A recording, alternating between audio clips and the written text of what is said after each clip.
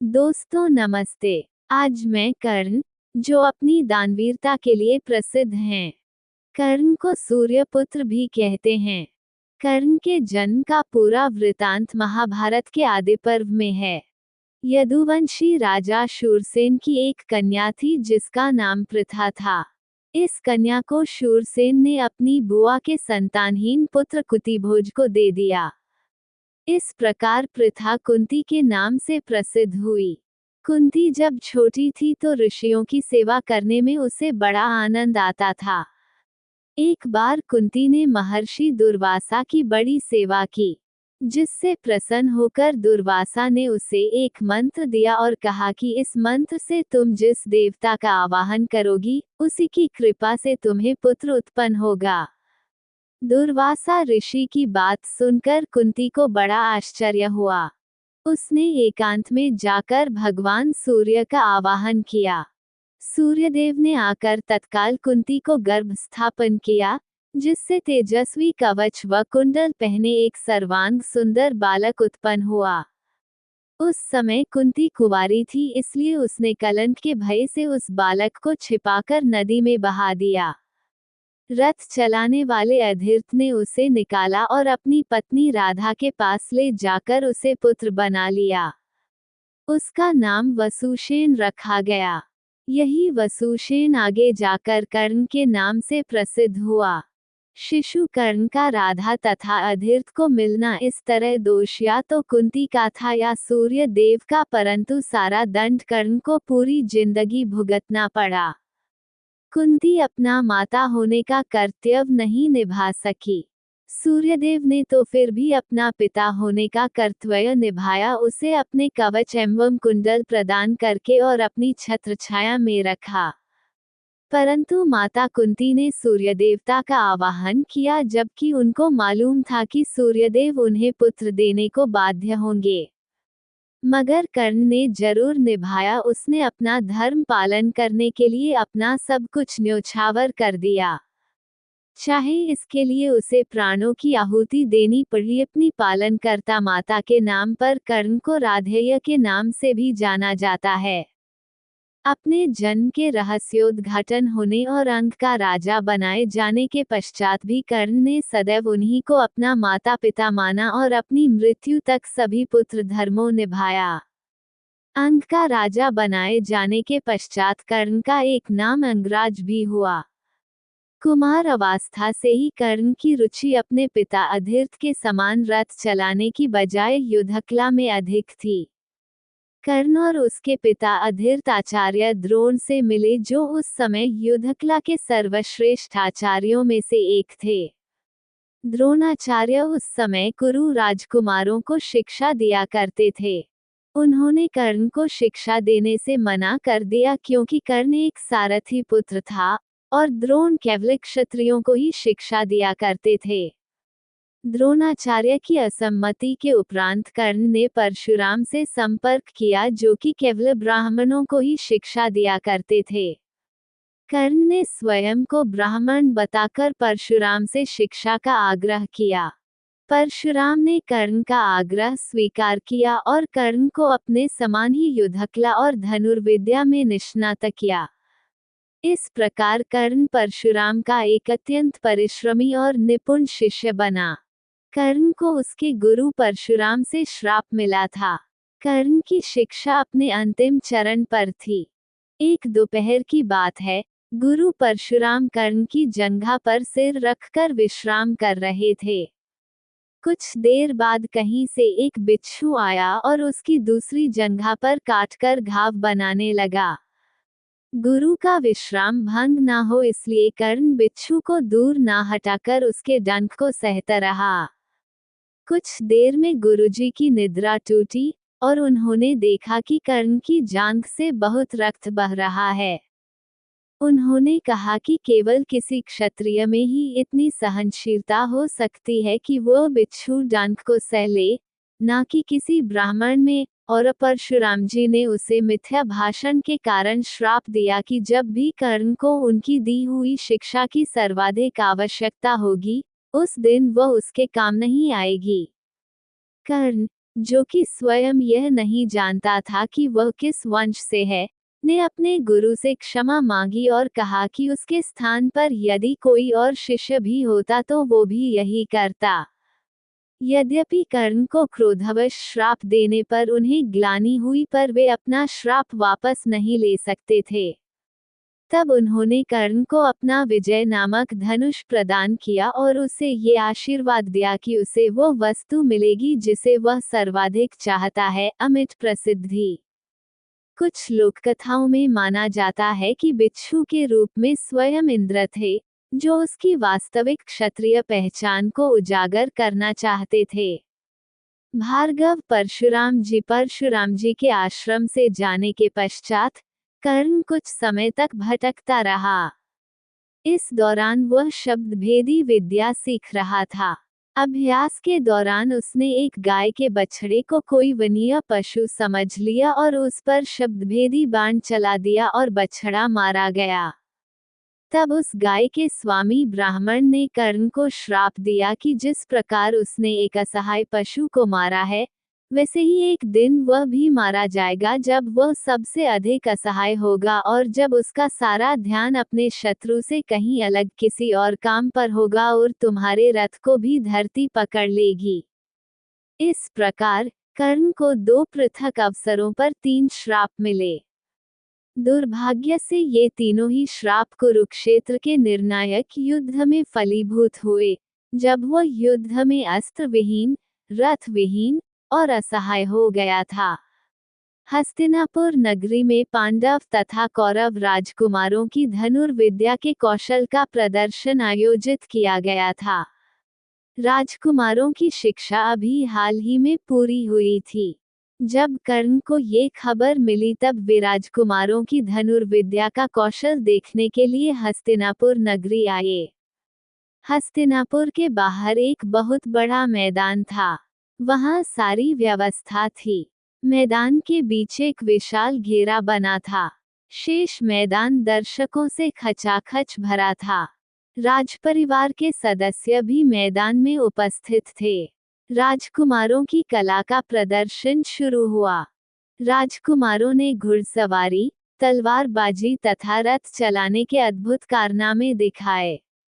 हाथी पर बैठकर युद्ध कैसे करते हैं, ये भी उन्होंने दिखाया। सबसे पहले भीम एवं दुर्योधन में गदा युद्ध हुआ। दोनों ही पराक्रमी थे।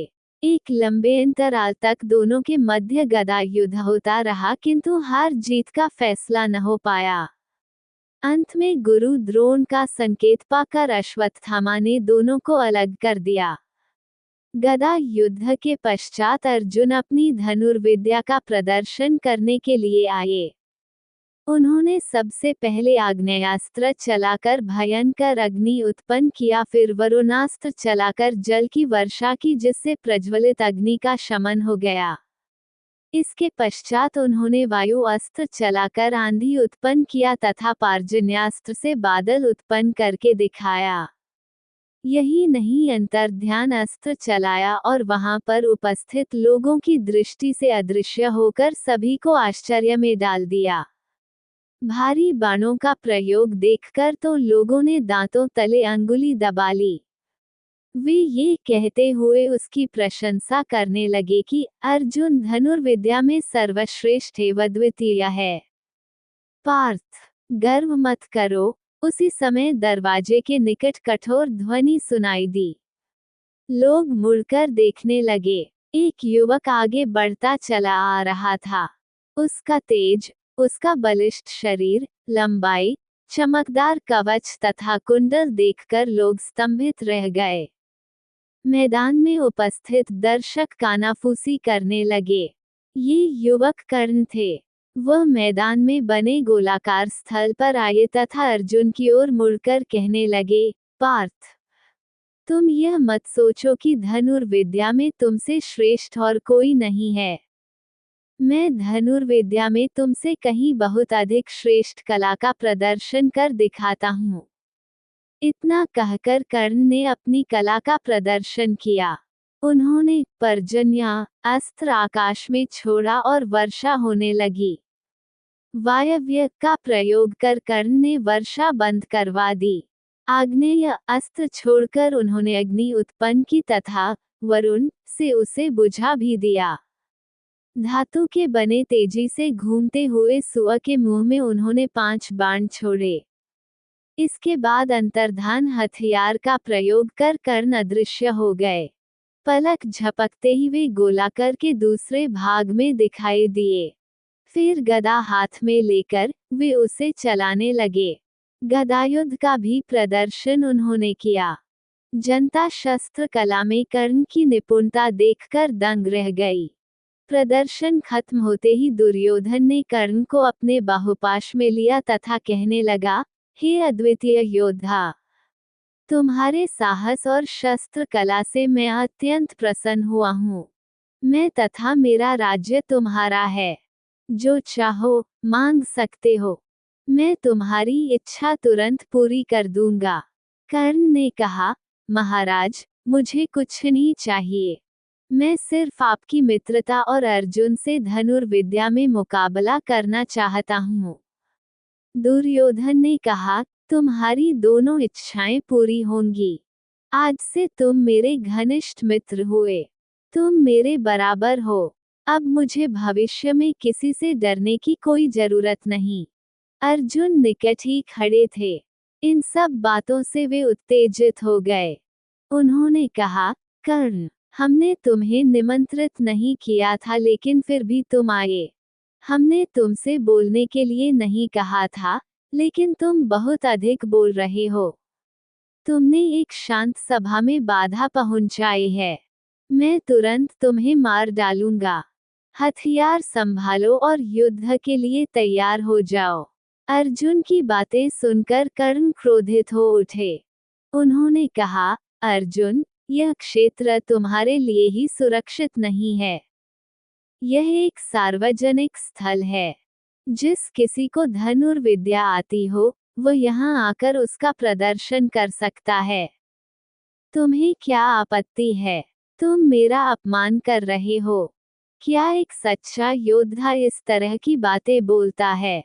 आओ, युद्ध करो। मैं अभी यहाँ, इसी क्षण तुम्हें अपने बाणों का शिकार बना दूंगा। कर्ण और अर्जुन युद्ध के लिए तैयार हो गए। राजकुमारों के गुरु द्रोणाचार्य को इस लड़ाई की सहमति देनी पड़ी। मैदान में बैठे दर्शकों में तरह तरह की बातें होने लगी। पांडवों की माता कुंती अर्जुन और कर्ण के बीच लड़ाई की खबर सुनते ही बेहोश हो गई। कृपाचार्य द्वंद्वयुद्ध के नियमों को अच्छी तरह जानते थे। वे बीच में गए तथा उन्होंने कर्ण से कहा, देखो कर्ण, अर्जुन जिससे तुम युद्ध करना चाहते हो, चंद्रवंश का राजकुमार है। वह राजा पांडु का पुत्र है। अतः उसका मुकाबला करने वाला व्यक्ति सब मामलों में उसके बराबर होना चाहिए। तुम किसके पुत्र हो? तुम्हारी जाति कौन सी है? तुम किसके शिष्य हो? वह सभी जानकारी इस सभा को दो।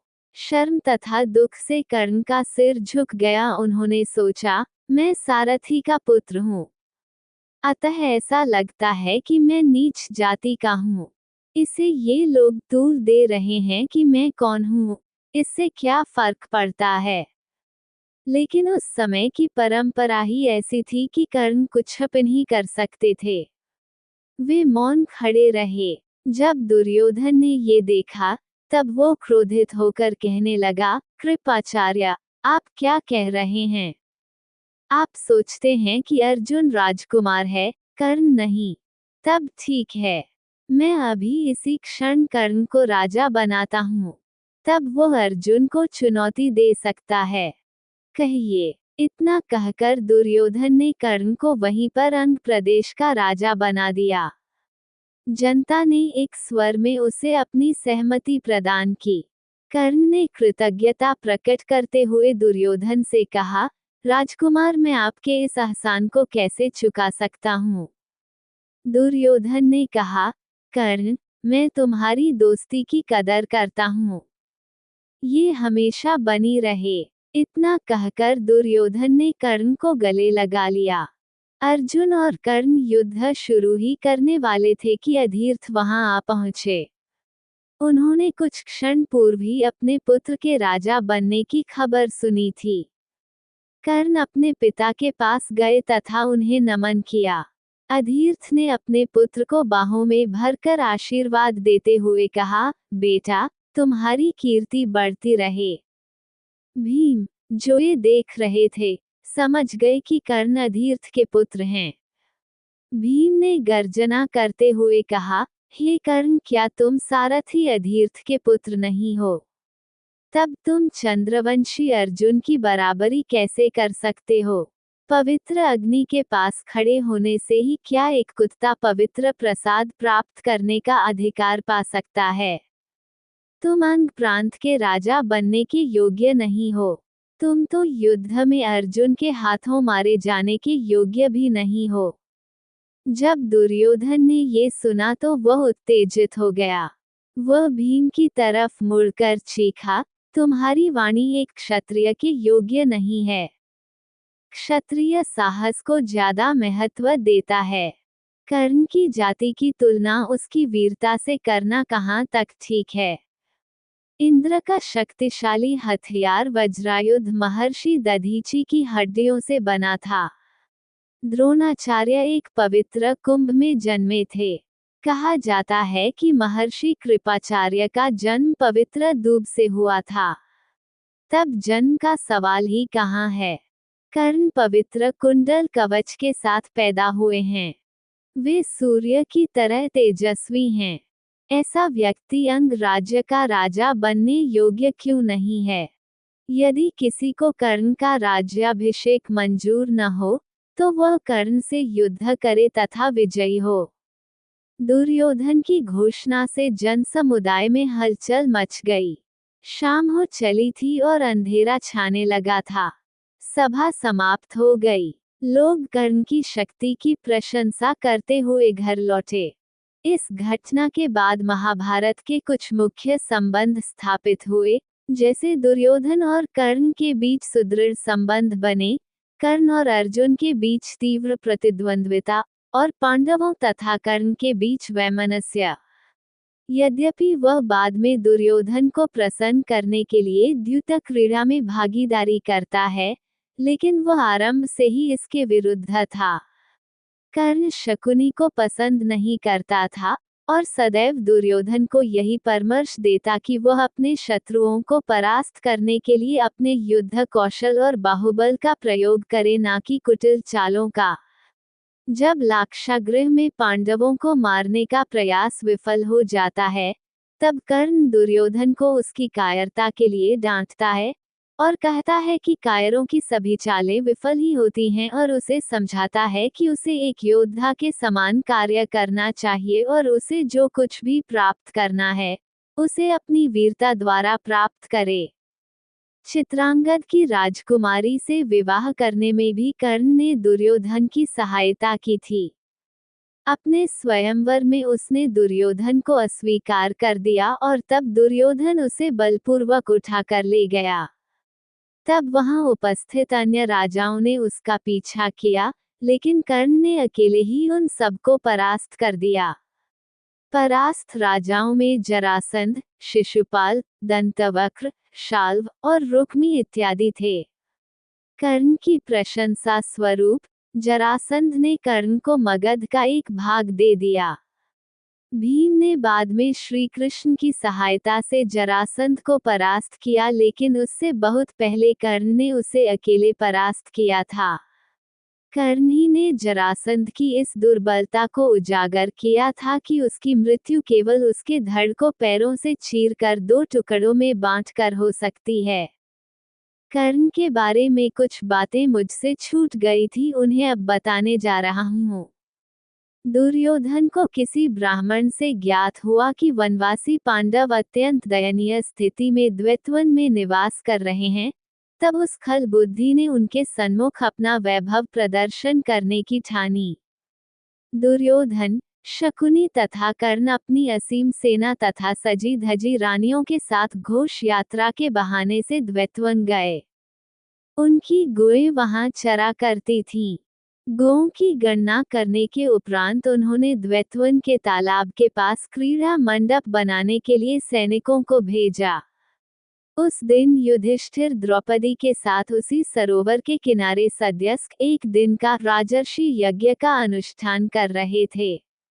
गंधर्वगण भी गंधर्वियों के साथ इस वन में विहार करते थे।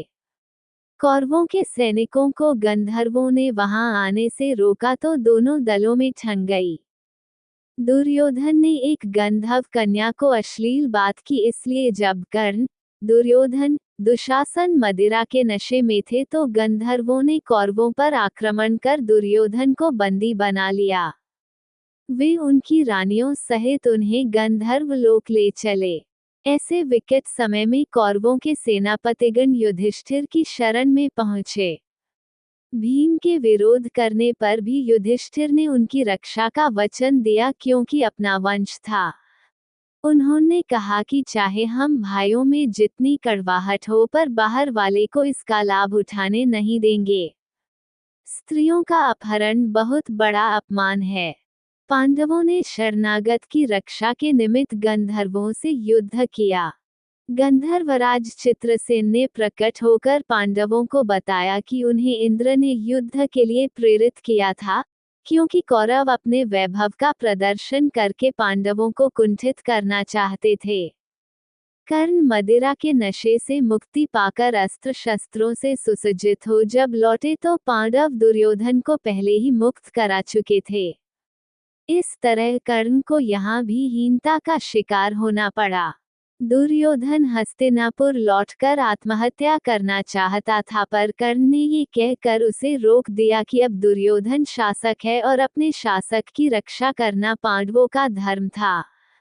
अंगराज बनने के पश्चात कर्ण ने ये घोषणा करी कि दिन के समय जब वह सूर्यदेव की पूजा करता है, उस समय यदि कोई उससे कुछ भी मांगेगा तो वह मना नहीं करेगा और मांगने वाला कभी खाली हाथ नहीं लौटेगा। कर्ण की इसी दानवीरता का महाभारत के युद्ध में इंद्र और माता कुंती ने लाभ उठाया। महाभारत के युद्ध के बीच में कर्ण के सेनापति बनने से एक दिन पूर्व इंद्र ने कर्ण से साधु के भेष में उससे उसके कवच कुंडल मांग लिए, क्योंकि यदि ये कवच कुंडल कर्ण के ही पास रहते तो उसे युद्ध में परास्त कर पाना असंभव था। और इंद्र ने अपने पुत्र अर्जुन की सुरक्षा को ध्यान में रखते हुए कर्ण से इतना बड़ी भिक्षा मांग ली, लेकिन दानवीर कर्ण ने साधु भेष में देवराज इंद्र को भी मना नहीं किया और इंद्र द्वारा कुछ भी वरदान मांग लेने पर देने के आश्वासन पर भी इंद्र से ये कहते हुए कि देने के पश्चात कुछ मांग लेना दान की गरिमा के विरुद्ध है, कुछ नहीं मांगा। इसी प्रकार माता कुंती को भी दानवीर कर्ण द्वारा यह वचन दिया गया कि इस महायुद्ध में उनके 5 पुत्र अवश्य जीवित रहेंगे और वह अर्जुन के अतिरिक्त और किसी पांडव का वध नहीं करेगा। कर्ण द्रौपदी के स्वयंवर में एक विवाह प्रस्तावक था। स्वयंवर में मौजूद सभी प्रतिद्वंदी गांडीव धनुष को उठाने व प्रत्यंचा चढ़ाने में सफल नहीं हो सके थे, जबकि कर्ण धनुष को मोड़ने और उस पर प्रत्यंचा चढ़ा पाने में समर्थ था। उसने बड़ी आसानी से धनुष पर प्रत्यंचा चढ़ा ली, पर जैसे ही वह लक्ष्य भेदन के लिए तैयार हुआ, तब श्री कृष्ण के संकेत पर द्रौपदी ने कर्ण को ये बोलकर उसे ऐसा करने से रोक दिया कि वह एक सूतपुत्र से विवाह नहीं करेगी। यह अपमान भी कर्ण तथा दुर्योधन के दिल में बैठ गया तथा द्रौपदी के वस्त्र हरण का कारण बना। पांडव भी वहां ब्राह्मण के भेष में उपस्थित थे। अन्य राजकुमारों और राजाओं के असफल रहने पर अर्जुन आगे बढ़ा और सफलतापूर्वक मछली की आंख का भेदन किया और द्रौपदी का हाथ जीत लिया। जब बाद में अर्जुन की पहचान उजागर हुई तो कर्ण की प्रतिद्वंद्विता की भावना और गहरी हो गई। द्यूत क्रीड़ा युधिष्ठिर के राजसूय में मैदानव निर्मित फर्श पर दुर्योधन को जल का भ्रम हो गया और जहां जल था वहां उसे सूखी भूमि दिखाई पड़ी, जिस कारण वह जल में जा गिरा, जिस पर भीम तथा द्रौपदी ने दुर्योधन का अपमान अंधे का पुत्र अंधा कहकर किया था। उसकी हंसी उड़ाई। इस अपमान का बदला लेने के लिए दुर्योधन ने द्यूत में द्रौपदी का अपमान किया। कर्ण कभी भी शकुनी की पांडवों को छल कपट से हराने की योजनाओं से सहमत नहीं था। वह सदा ही युद्ध के पक्ष में था और सदैव ही दुर्योधन से युद्ध का ही मार्ग चुनने का आग्रह करता। यद्यपि वह दुर्योधन को प्रसन्न करने के लिए द्यूत क्रीड़ा के खेल में सम्मिलित हुआ, जो बाद में कुख्यात द्रौपदी चीरहरण की घटना में फलीभूत हुआ। जब शकुनी छल कपट द्वारा द्यूत क्रीड़ा में युधिष्ठिर से सब कुछ जीत गया, तो पांडवों की पटरानी द्रौपदी को दुशासन द्वारा घसीटकर राजसभा में लाया गया, और कर्ण के उकसाने पर दुर्योधन और उसके भाइयों ने द्रौपदी के वस्त्र हरण का प्रयास किया। कर्ण पांडवों द्वारा तथा द्रौपदी द्वारा अपने अपमान के बदले द्रौपदी का अपमान ये कहकर करता है कि जिसके स्त्री का एक से अधिक पति हो वह और कुछ नहीं बल्कि वेश्या होती है। उसी स्थान पर भीम द्वारा ये प्रतिज्ञा ली जाती है कि वह अकेले ही युद्ध में दुर्योधन और उसके सभी भाइयों का वध करेगा। और फिर अर्जुन कर्ण का वध करने की प्रतिज्ञा लेता है। पांडवों के वनवास के दौरान दुर्योधन पृथ्वी का सम्राट बनना चाहता था, पर भीष्म पितामह ये कहकर मना कर देते हैं कि एक कुल में एक ही सम्राट बन सकता है और वो युधिष्ठिर है। वह कर्ण की आलोचना करते हैं और अर्जुन को उससे श्रेष्ठ बताते हैं। तब आवेश में कर्ण दुर्योधन को पृथ्वी का सम्राट बनाने का कार्य अपने हाथों में लेता है और अकेला ही अपने विजय अभियान की ओर चल पड़ता है। कर्ण द्वारा देश भर में सैन्य अभियान छेड़े गए और उसने राजाओं को परास्त कर उनसे ये वचन लिए कि वो हस्तिनापुर महाराज दुर्योधन के प्रति निष्ठावान रहेंगे, अन्यथा युद्धों में मारे जाएंगे। कर्ण सभी लड़ाइयों में सफल रहा। महाभारत में वर्णन किया गया है कि अपने सैन्य अभियानों में कर्ण ने कई युद्ध छेड़े और असंख्य राज्यों और साम्राज्यों को आज्ञा पालन के लिए विवश कर दिया, जिनमें हैं कंबोज, शाक, केकय, अवंतय, गंधार, माद्र, त्रिगत, तंगन, पांचाल, विदेह, सुहमस, आंग, वांग, निषाद, कलिंग, वत्स, अश्मिक, ऋषिक और बहुत से अन्य, जिनमें मलेच्छ और वनवासी लोग भी हैं। दानवीरता में कर्ण अद्वितीय थे। अपने वचन पूरे करने में वे प्राणों की आहुति तक देने से नहीं चूकने वाले थे। प्रतिदिन सैकड़ों निर्धन व्यक्ति सहायता की आशा में कर्ण के पास आते थे। कर्ण उन्हें वस्त्र या धन प्रदान करते थे। इसी गुण के कारण कर्ण दानवीर कहलाए। कौरव पांडव चचेरे भाई थे। राज्य के लिए उनमें हमेशा विवाद होता रहता था। जब कभी भी दोनों के बीच झगड़ा होता, कर्ण कौरवों में सबसे बड़े दुर्योधन का पक्ष लेते थे। वे हमेशा ये कहा करते कि दुर्योधन के लिए मैं युद्ध करूंगा। भविष्य में यदि युद्ध हुआ तो मैं दुर्योधन के शत्रुओं का संहार करूंगा। पांडव उसके शत्रु हैं।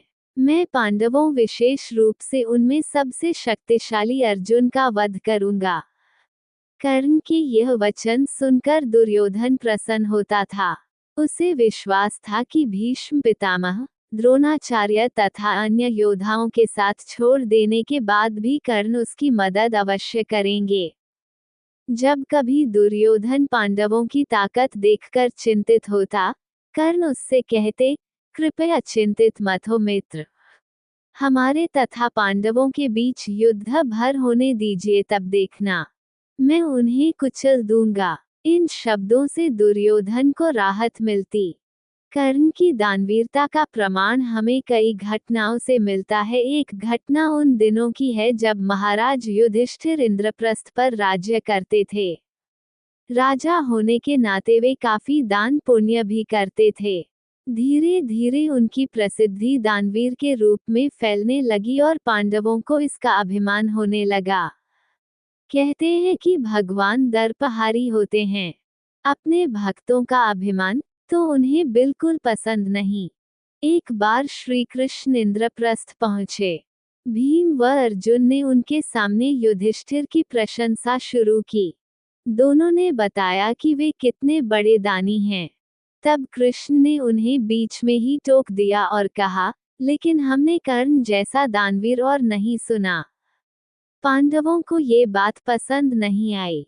भीम ने पूछ ही लिया, भला वो कैसे? कृष्ण ने कहा कि समय आने पर बतलाऊंगा। बात आई गई हो गई। कुछ ही दिनों में सावन शुरू हो गए व वर्षा की झड़ी लग गई। उस समय एक याचक युधिष्ठिर के पास आया और बोला, महाराज, मैं आपके राज्य में रहने वाला एक ब्राह्मण हूँ।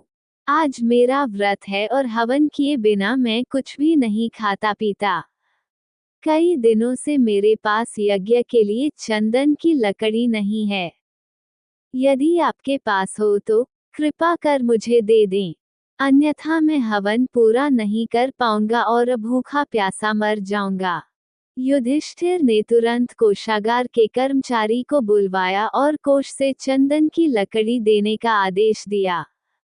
संयोग से कोषागार में सूखी लकड़ी नहीं थी।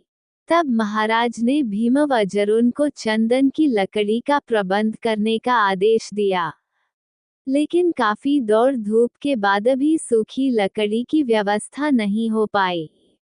तब ब्राह्मण को हताश होते देख कृष्ण ने कहा, मेरे अनुमान से एक स्थान पर आपको लकड़ी मिल सकती है, आइए मेरे साथ। ब्राह्मण की आंखों में चमक आ गई। भगवान ने अर्जुन व भीम को भी इशारा किया, वेश बदलकर वे भी ब्राह्मण के संग हो लिए। कृष्ण सबको लेकर कर्ण के महल में गए। सभी ब्राह्मणों के वेश में थे, अतः कर्ण ने उन्हें पहचाना नहीं। याचक ब्राह्मण ने जाकर लकड़ी की अपनी वही मांग दोहराई। कर्ण ने भी अपने भंडार के मुखिया को बुलवाकर सूखी लकड़ी देने के लिए कहा, वहां भी वही उत्तर प्राप्त हुआ। ब्राह्मण निराश हो गया। अर्जुन भीम प्रश्न सूचक निगाहों से भगवान को ताकने लगे, लेकिन वे अपनी चिर परिचित मुस्कान लिए बैठे रहे। तभी कर्ण ने कहा, हे देवता, आप निराश न हो, एक उपाय है मेरे पास। देखते ही देखते कर्ण ने अपने महल के खिड़की दरवाजों में लगी चंदन की लकड़ी काट काट कर ढेर लगा दी। फिर ब्राह्मण से कहा, आपको जितनी लकड़ी चाहिए कृपया ले जाइए। कर्ण ने लकड़ी पहुंचाने के लिए ब्राह्मण के साथ अपना सेवक भी भेज दिया। ब्राह्मण लकड़ी लेकर कर्ण को आशीर्वाद देता हुआ लौट गया। पांडव व श्री कृष्ण भी लौट आए। वापस आकर भगवान ने कहा, साधारण अवस्था में दान देना कोई विशेषता नहीं है, असाधारण परिस्थिति में किसी के लिए अपने सर्वस्व को त्याग देने का ही नाम दान है। अन्यथा चंदन की लकड़ी के खिड़की द्वार तो आपके महल में भी थे। इस घटना का तात्पर्य यह है कि हमें ऐसे कार्य करने चाहिए कि हम उस स्थिति तक पहुंच जाएं जहां पर स्वाभाविक रूप से जीव भगवान की सेवा करता है। हमें भगवान को देखने की चेष्टा नहीं करनी चाहिए, बल्कि अपने को ऐसे कार्यों में संलग्न करना चाहिए कि भगवान स्वयं हमें देखें। केवल एक गुण या एक कार्य में अगर हम पूरी निष्ठा से अपने को लगा दें, तो कोई कारण नहीं कि भगवान हम पर प्रसन्न न हो। कर्ण ने कोई विशेष कार्य नहीं किया, किंतु उसने अपना यह नियम भंग नहीं होने दिया कि उसके द्वार से कोई निराश नहीं लौटेगा। कौरव तथा पांडव बंधुओं में राज्य के लिए युद्ध की तैयारियां हो गई। युद्ध रोकने के लिए भगवान श्री कृष्ण हस्तिनापुर गए। राज दरबार में उन्होंने दुर्योधन को युद्ध करने को युद्ध न करने की सलाह दी। दुर्योधन ने भगवान कृष्ण की सलाह नहीं मानी। हस्तिनावती से लौटते समय भगवान कृष्ण कर्ण को अपने साथ रथ में बिठाकर कुछ दूर ले गए। कर्ण संकोच में पड़ गए। वे सोचने लगे, कृष्ण एक महान व्यक्ति हैं, मुझ जैसे तुच्छ जाति वाले व्यक्ति की उनसे क्या तुलना। कृष्ण ने मुझे अपने पास क्यों बिठाया? कृष्ण ने कर्ण की बेचैनी को समझ लिया और हंसकर कहा, कर्ण, तुम्हें संकोच करने की आवश्यकता नहीं है। तुम ये सोचते हो कि तुम एक सारथी के पुत्र हो, यही न? तो सुनो, अधीर्थ तुम्हारे असली पिता नहीं हैं। तुम कुंती के पुत्र हो। कुंती जब अविवाहित थी, तब उन्होंने तुम्हें जन्म दिया। लोकलाज से डरकर कुंती ने तुम्हें डलिया में लिटाकर गंगा में प्रवाहित कर दिया था। तुम अधीर्थ को मिले। कर्ण, तुम सूर्य की कृपा से पैदा हुए हो। तुम क्षत्रिय हो तथा पांडवों में सबसे बड़े हो। कुंती मेरी बुआ है, अतः तुम मेरे भी रिश्तेदार हो। मेरे साथ आओ, मैं तुम्हें पांडवों के पास ले चलता हूँ। तुम कौरव तथा पांडव भाइयों में सबसे बड़े हो। तुम ही संपूर्ण साम्राज्य के राजा बनोगे। पांडवों को भी यह जानकर अत्यंत प्रसन्नता होगी कि तुम उनके सबसे बड़े भाई हो। दुर्योधन तथा धर्मराज युधिष्ठिर दोनों ही तुम्हें राजा के रूप में स्वीकार कर लेंगे। तब युद्ध नहीं होगा तथा हजारों निर्दोष व्यक्तियों का खून नहीं बहेगा। तुम एक महान परिवार के सदस्य हो, लेकिन अब तक तुम्हें सारथी पुत्र माना जाता रहा। ये कितने शर्म की बात है। इनका अपमान काफी है। तुम्हें एक राजा की तरह रहना चाहिए तथा कौरवों, पांडवों एवं यादवों को तुम्हारी आज्ञा का पालन करना चाहिए, लेकिन तुम दुर्योधन की दया पर जी रहे हो।